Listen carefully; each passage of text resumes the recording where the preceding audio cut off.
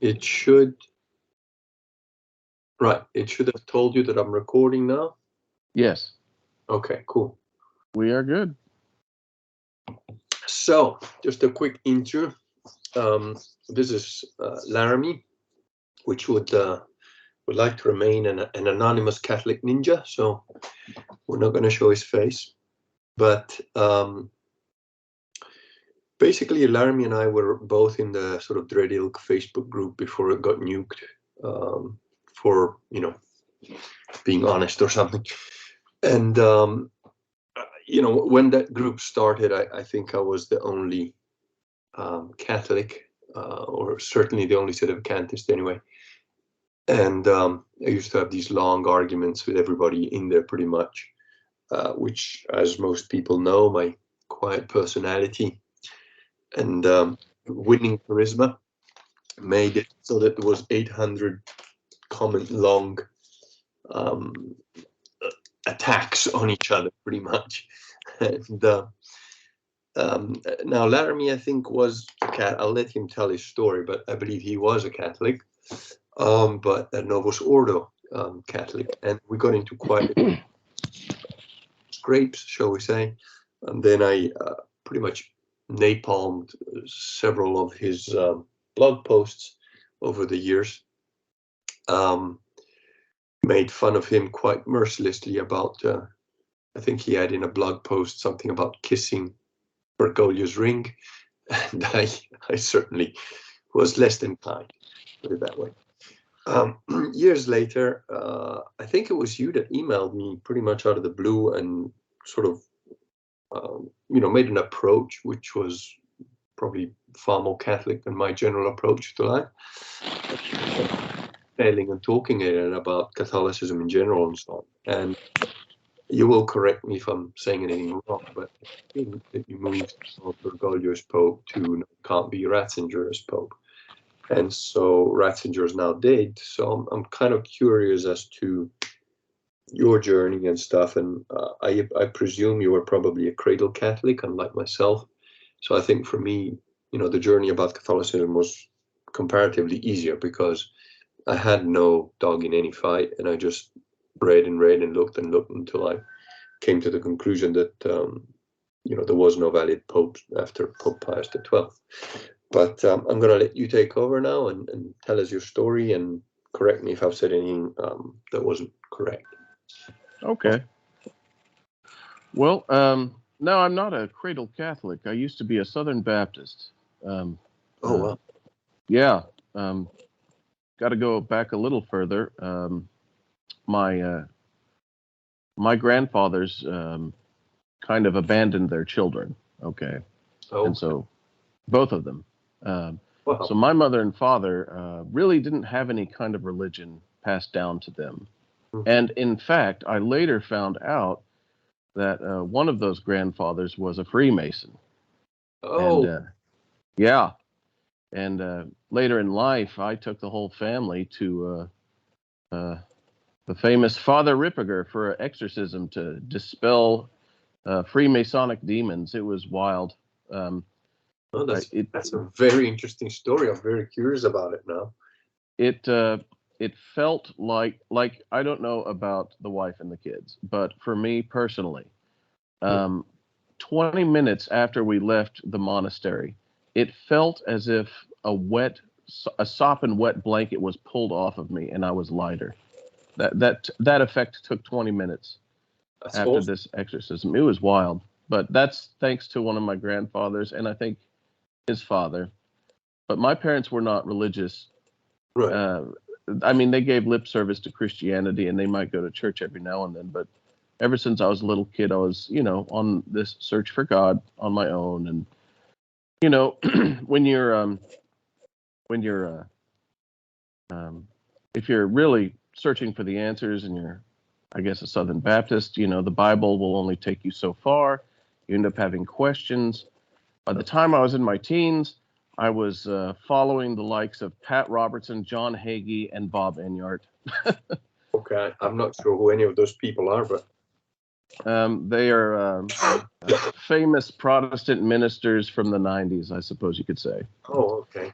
And I got to meet Bob Enyart a few times, and I would ask him questions because I did not know. I was like, is it once saved, always saved? Because I just don't know. Because Christ says you can't get to heaven unless, unless you're clean, and yet we say once saved, always saved, and I just don't know. And he looked at me with a bit of skepticism that I would dare to even ask the question, and he said, yes, it is once saved, always saved. I guess he decided I wasn't trying to trick him. Anyway, I got disillusioned uh, uh, from the ages of 18 to 19, and I was kind of a nothing at that point. Yeah. But I learned about Catholicism and from a coworker of mine, and after September 11th, 2001, I'm like, all right, that's it. I've got to convert, and so I did. Okay. And so here I am now. Sorry, I'm just going to occasionally interrupt with a quick question. So at this time, 2011, when you converted, were you aware of the whole Vatican II stuff, or was that not quite on your radar? This was in 2001, Yeah. and yes. So my sponsor, he was telling me about Vatican II and about all sorts of hijinks that were going on. I wasn't as in depth. Yeah. I wasn't as knowledgeable of it as I am now. Yeah. But I knew that the Latin Mass was prime. But I had and I have thought that okay, it's a very illicit kind of a mass, the Novus Ordo, or it's very novel, but it still counts, is what I thought. It's still the body and blood of Christ. Okay. Yeah, that is hard position, really. I don't know. I think that still I don't know where I am at these days with that thought, but in the beginning, that is what I thought. And so I went to Novus Ordo Mass, from the year 2001 until I'd say 2009, 2010, after I got married. But I always knew that sketchy things were going on in the 60s, and I'd always been, alert about this. Yeah. And then finally, I learned that there was Latin Mass in my area, and I went with the wife, and I think we had a baby at the time, to explore it. And it was difficult at first because it was kind of inaccessible back then in 2008, 2009.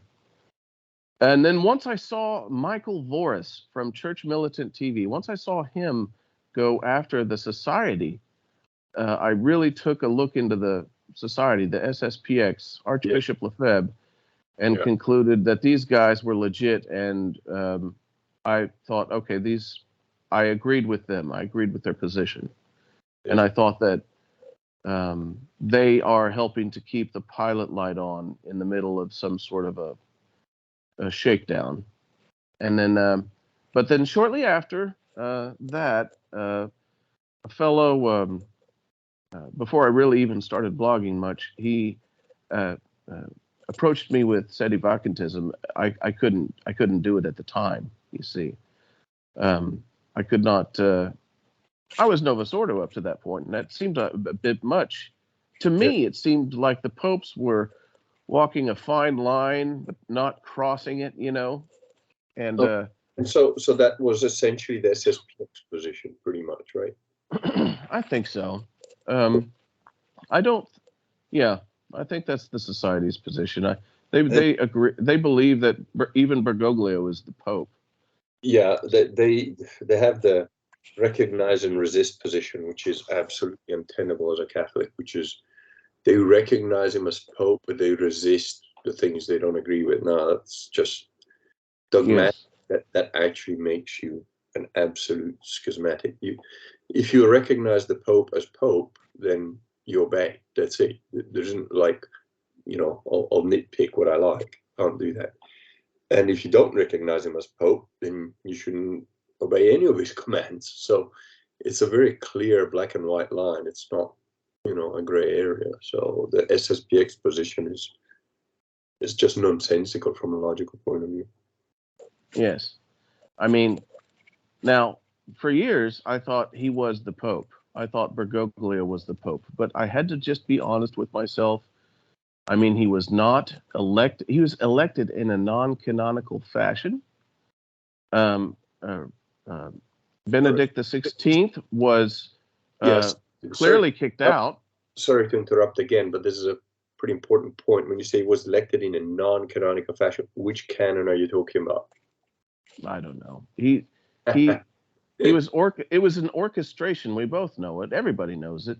Yeah. But the thing is, you see, it's very important when you say non-canonical. There's the actual canon law, which is the Code of 1917, and then there's the fake Code of Canon Law made by complete heretics in 1983, which was designed to try and destroy the one of 1917. And in fact, the one of 1983, if you read through it, it's nonsensical in that it is self-referentially non-logical. So there's passages in there that if you accept, A and B, it equals Z instead of C, it's just, it doesn't make sense. And which it wouldn't, because, 1983, it was made by, as far as I'm concerned, absolutely not. But yeah, Interesting. so when you say that it's non-canonical, you're probably referring to the 1983 canon, which is an invalid canon made by apostates at best, and if not Satanists. So I think as a Catholic, it's really important to start at the beginning. The Code of Canon Law of 1917 was put together after reading something like 40,000 documents. It lasted over 47 years without, anybody being able to say on anything in here is wrong. And it was absolutely valid in 1958, when Pope Pius XII died. So what you got to do is, at that point in time, the Code of Canon Law of 1917 was valid.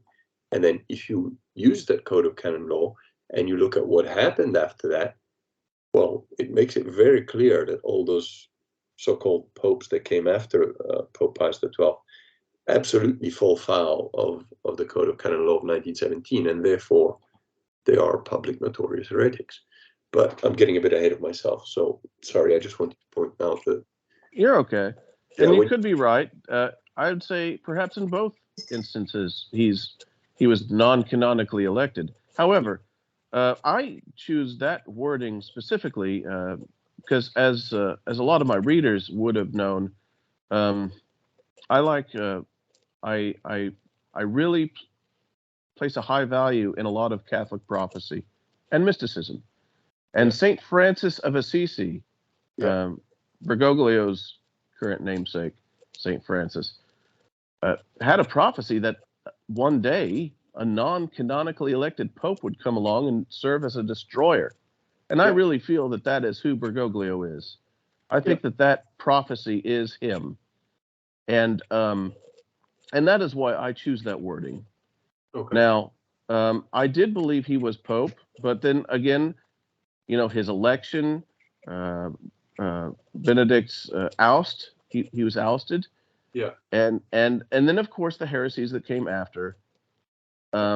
Eventually I come to conclude this man cannot be the Pope. He cannot be the Pope. Right. Even if Benedict wanted to believe, he espoused this idea that there could be two popes, an active and a passive ministry. No. If he thought that, then most definitely his resignation was invalid. So I was like, at that point, I don't remember when it was. It was a few years ago. I decided, okay, I cannot be loyal to this imposter. And indeed, like you said, I did think that, if I kiss the ring, I'll get of the Pope. If he ever came to Tulsa to visit or something, I could get some sort of indulgence or something, because I thought his office was valid. It was a respect to the office, not the man. No, I understand. But he can't be the Pope. So now that Benedict's dead and the real Pope's gone, what am I? Am I said now? I don't know. I guess. By definition, even if you believe that Ratzinger was Pope, you're now by definition a Sedevacantist, exactly like Anne Barnhart. But I wanted to point out in your story, I think that becomes quite obvious to me, I think, is your belief of whether he was or wasn't Pope is, as far as I can tell, based in sort of rhetorical or emotional arguments rather than cold, hard dogma.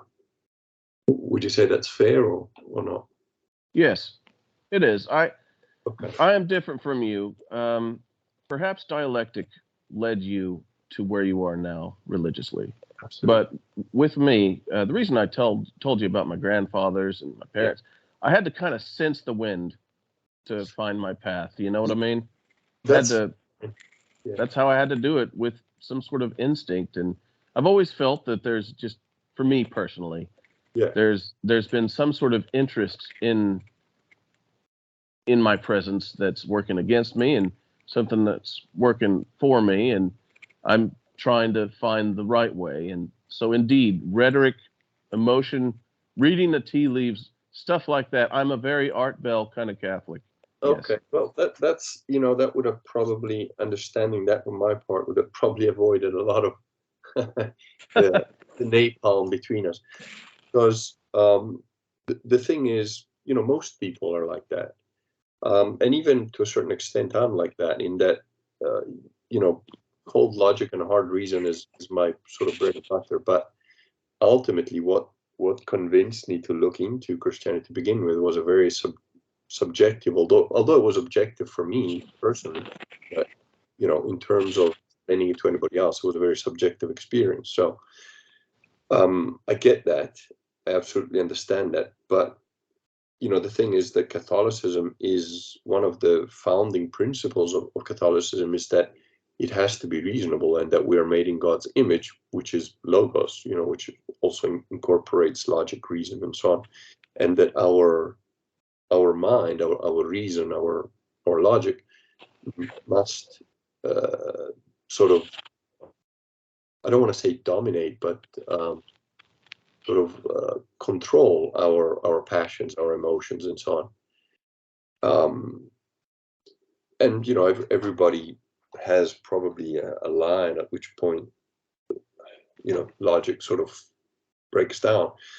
So I get that at all. I understand that, but obviously my approach, especially online, especially in writing, is very dialectic, because it's like, well, I'm going to present you with facts, and then you can try and knock those facts down with your own facts, if you've got any, and doing it that way sort of makes it very difficult for people to argue the point. It's not particularly effective with people that are that work sort of more on an emotional or rhetorical basis. So that explains clearly our differences in approach, I think. Yes. I mean, I do, apply the dialectic. I do get that way with, if I'm reading or writing. Yeah. But not fully. That's not what dominates me. You know what I mean? And perhaps I will come to agree with you about the popes from Vatican II era eventually. I can't do it now. I just, it's not within my ability. I can't. No, I need to digest. I need to think about it. And of course. I don't know. I mean, I've learned, the more I'm learning about these guys, I'm like, oh gosh, maybe they were right. Because at first, you see, the Sedevacantist position was a big turnoff to me. Now, here is why. It was because Seds are usually very aggressive. Online, they have been. They have been. Now, I think as time has passed, and as I have begun to realize what I think about Bergoglio, the Seds have been gaslit ever since then. And this has an effect on the psychology, It really upsets people, and, can interfere in just good conversation. And so I've had many encounters where I feel like while I'm talking, they're fighting me. You know what I mean? And so that was a big turnoff. And so in my mind, was it St. Augustine who would say that the heart of schism is a lack of charity? Is that who it was? St. Augustine? Yeah. And so I thought to myself, okay, these guys are clearly schismatic. And so I would always have this saying that Sedevacantists are schismatic. Okay. Now, that said, it's true, they are schismatic. But from what? From what are they schismatic? This new weird church thing that's getting created? Perhaps that's the answer. Yeah. So The thing is also, there is a misconception about what a Catholic is, because the Novus Ordo have trained, for the last the Novus Ordo being trained for the last 70 years to basically turn the other cheek, be nice to everybody. Oh no, you can't point a dirty heretic as a dirty heretic and whatever. That's not Catholicism at all. Actual Catholic dogma, it makes it absolutely clear that it is your duty as a Catholic, even if you're, to absolutely point out and set on fire, metaphorically speaking, a notorious heretic. You are to call them out, and it is again Catholic dogma that heretics are to be deprived of all natural human charity. This is actually in Cum Ex Apostolato Officio, which is an ex cathedra pronouncement of Pope Paul IV, and it is perpetual forever. So there is a reason that Catholics are actually aggressive, because we're not the dulcet tone sort of, oh, everything is okay, forgive everybody kind of guys. yes, The kind of Catholics are the kind of Catholics that picked up the sword, sold all their stuff, and walked all the way to Jerusalem, killing the heathens and pagans that were trying to destroy Christianity. So it's absolutely not a lukewarm sort of religion. At the same time, it is sort of paradoxical, because any one of the Sedevacantists I know, they will bend over backwards to help somebody, not just other Sedevacantists. They're really good people, but just like imagine if you're going to school and everybody's saying like, oh, 2 + 2 can be any number you like on Tuesdays, and then Wednesdays it's a different number, and you're like 2 + 2 is 4. Like, you would pretty quickly get to the point where it's like, no, you bunch of morons, 2 + 2 is 4. And if you want to save civilization, you're going to have to understand that 2 + 2 is 4, because anything else just isn't going to make bridges that work or anything else that works. If you can't do basic math, you're going to kill people eventually. And this is a similar sort of situation where there's people are saying, oh, it's fine. The guy's just a Freemason on the weekends, and yes, he's transgender, but no, he could be a priest. No. yes. Like when I was severely opposed to Sedevacantists back in the day when you and I were, at odds, Yeah. I was waiting. Get this, I was waiting for John Salza to come along and lay it out why these guys are wrong, right? Turns out years later, I mean, the guy is working against traditional Catholicism altogether. Well, John And Salt, a Freemason, he's an admitted and self-confessed. precisely. So he's like, "Oh, I used to be Freemason, now I'm not." No, you sure do act like it still, man.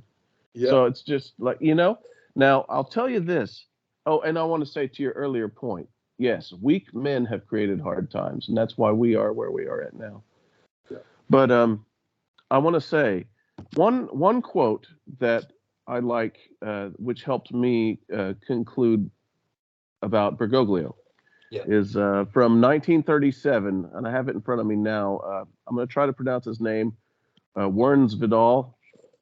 One cannot consider as schismatics those who refuse to obey the Roman pontiff because they would hold his person suspect, or because of widespread rumors, doubtfully elected, as happened after the election of Urban VI, or who would resist him as a civil authority and not as pastor of the church. Yeah. What he's saying is, Yeah. if if you're doubtful about the election of one of these guys, as we are, we cannot be held as schismatics. Well, it's also not just the election. There have been popes that were valid elected, or were valid popes that then became heretic. It's happened. It can happen. And again, Yeah. Comex Apostolata Fitio specifically addresses this. So just because, you were a good guy, you were a pope, you became validly a pope, and you did everything okay, and then all of a sudden you start to say that, like, no, we're going to change the rules, and it's okay to force somebody into marriage. No, it's not. It's Precisely. okay to force, like somebody to convert to Catholicism by force. That goes against dogmatic principles of the church that are divine law. They're not human law. There's human law or church law, if you like, and then there is divine aspects of canon law. So, for example, having cardinals is not essential. Yeah, they've made a whole bunch of rules about how many cardinals and what they should be and blah blah blah. But the fact is that in the year 400 there was no cardinals, and so the past is not invalidated by the future, nor vice versa. So it's like I keep saying, if a nuclear bomb had hit the Vatican, that wouldn't have destroyed Christianity or Catholicism, because there's still bishops out there, and eventually they would have elected a new pope. The fact that Rome could have become a smoking crater, that doesn't change anything, because the See of Peter was in Avignon for like a bunch of years, and Correct. And so even if Bergoglio was truly elected pope, as I first thought, even yeah, if that was the case, he has definitely lost the office at this point. right, And now, so there's many reasons to think that he is not the pontiff at this point. of course, And in fact, that leads to something else I want to mention here. yeah, I really feel, let's see, the WikiLeaks scandal uncovered a lot of discussion about the Obama administration wanting to put in a new pontiff. I really feel like he is a CIA pope. I really feel like our government knew, or the deep state, whatever you want to call them, realized that they are also in a religious and cultural war, and they had to put one of their guys in. I really feel this man is a CIA pope. And if you look at the stuff he is spouting right now, like for the last month, Anthony Stein talks about this a lot on his YouTube channel. Bergoglio is now coming down hard on traditional Catholics, and specifically American traditional Catholics. And I feel that what he is doing in doing this is giving the feds the political cover they need to bring active persecution upon us here in the States. That is what I think is happening. And probably one of the reasons why I am not writing like I used to. The FBI has already set up that all their offices saying that traditional Catholics are to be considered terrorists. So that's a thing. It's a real thing. But the point is to get back to what you said. Like Bergoglio, by his behavior, has demonstrated he is not Catholic. Absolutely the same thing can be leveled at all the other fake popes, going all the way back to Roncalli. Now, I'm not sure if you know this or not, but there was over 40 anti-popes before Roncalli.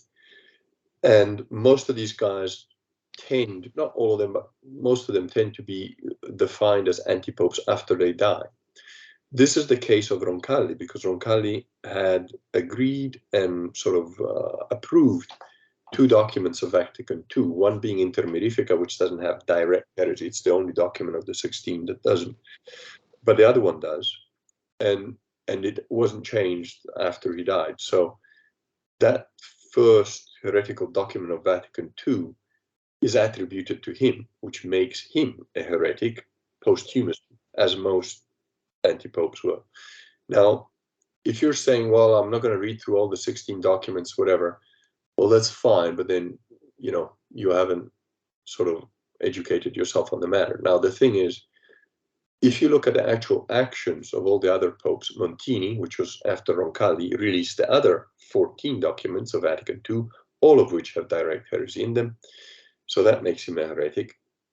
And then all the other popes continue to promote Vatican II, which has heresy in it, and therefore that makes them heretics. But on top of that, there's a lot more than just that. Both Wojtyla and Ratzinger did a blessing at basically what is a Freemasonic church in Assisi, the actual city that's named after the original, Francis of Assisi. And there's a lot more besides. I mean, if you look into what they actually did, their own actions make them just as heretic as Bergoglio. Bergoglio, he just does one every day, week, a few times a week or whatever. But the other guys did just as heretical behavior as he did. So, and we're not talking here about, the Borgia popes. The Borgia popes had orgies or whatever. They were like popes of power, and they were after money and power and whatever. And they made their nephews and what have you cardinals and whatever. But the thing is, despite all those bad actions and bad human things, they didn't change the dogma of the church. They didn't try and change Catholicism. They were predatory scum, fine, but they were still bad popes. So, yes, and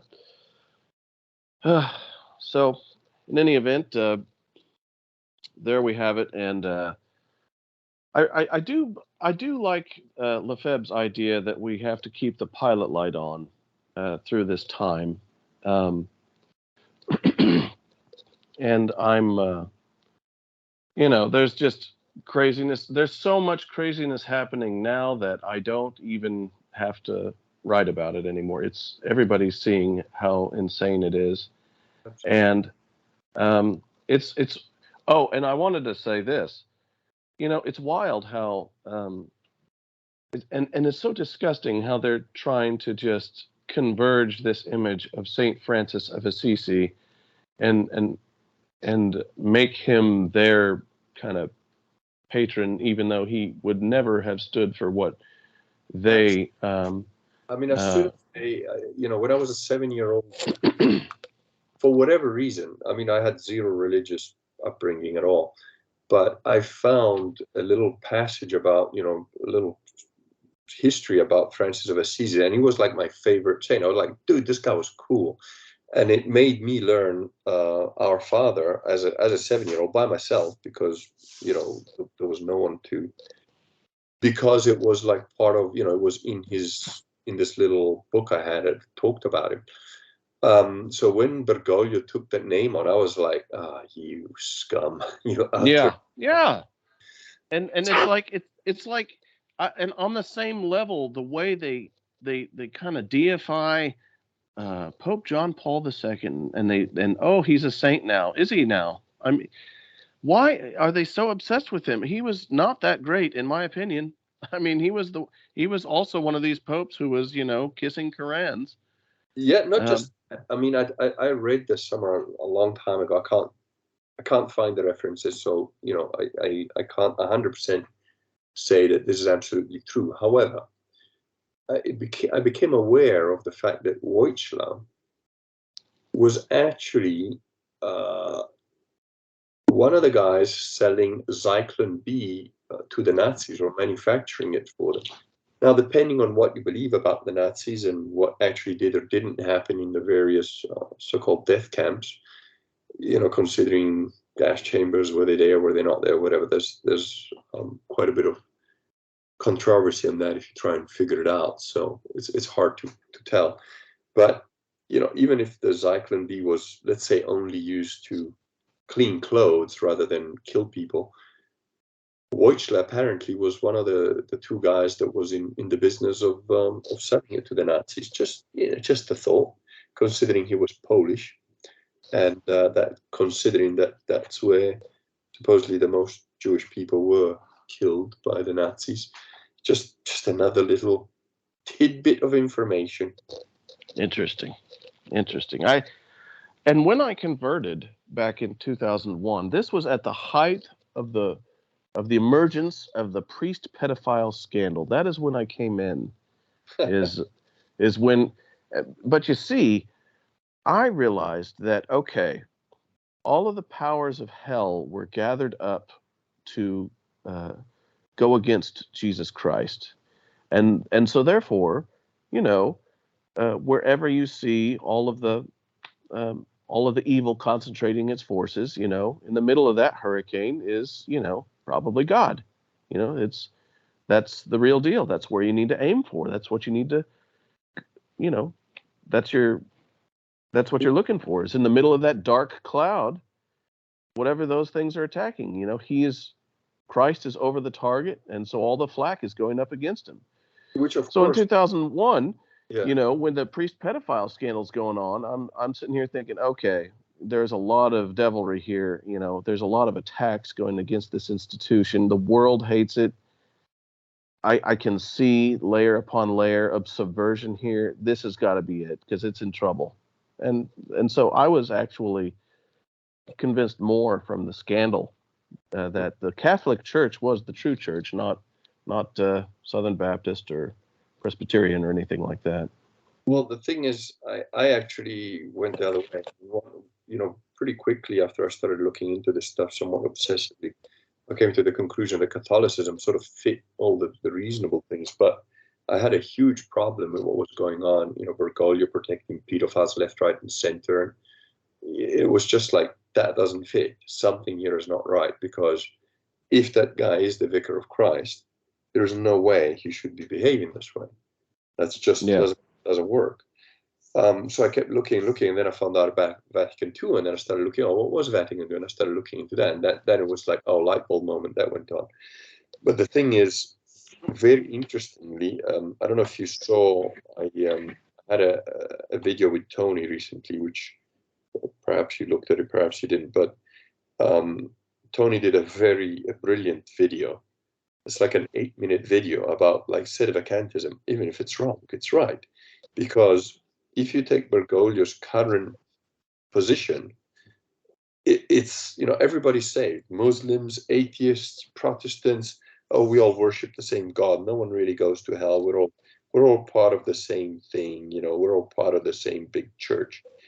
And funnily enough, the only people that he actually rails against are, guess what, Sedevacantists. They're literally the only people that get like, told, you're the bad guys. They hired it's in Italian, but it's a book called Sedevacantist, and it was a Vatican commissioned book by a quite famous Italian journalist trying to bash the Sedevacantists. It's actually hilarious. If I ever get, I haven't done really a full review of it because it's in Italian. I have mentioned it in my book, Reclaiming the Catholic Church, though, and I took it apart sort of chapter by chapter because it's ridiculous. It's one of those like, oh yes, we can tell the Sedevacantists are wrong because they're saying, child rape is bad, and well, we're just not doing enough. It's like, what? Yeah. It is ridiculous, but it's very interesting, isn't it, that the only people that supposedly are the bad guys and probably not saved are the Sedevacantists. The Muslims are okay, according to their Vatican II documents and even the things that Bergoglio himself has said. Isn't that funny? Yeah. The more traditionally Catholic you